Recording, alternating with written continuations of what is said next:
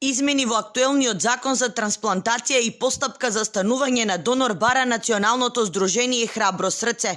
Посхумно донирање на органи со заверена изјава на нотар и тоа да биде последна одлука која нема да може да ја побие семејството е единствена шанса за да се спасат животи. Од Здруженијето алармираат, над 20 пациенти се на листата на чекање за срце. Од нив 15 се на механичка потпора. Велат пумпите кои ги носат во градите се со ограничен век. За време на овие 2 години изгубивме 6 пациенти кои не дочекаа трансплантација, затоа што во Македонија тоа не се прави. Една имплантација на пумпа на светски рамки по нашите сознанија кошта некаде околу 150 до 200.000 евра.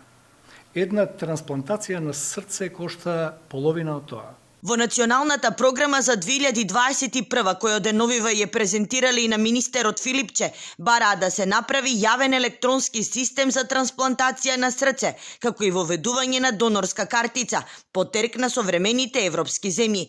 Не постои можност трансплантација на срце да се прави во странство. Во другите држави, за да се направи трансплантација, треба пациентот да биде на листата на земјата. И можностите се никакви.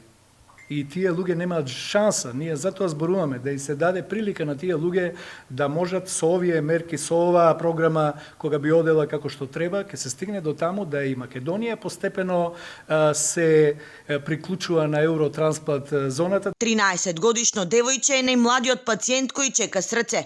Инаку првата трансплантација на срце во државата беше изведена пред неполна година.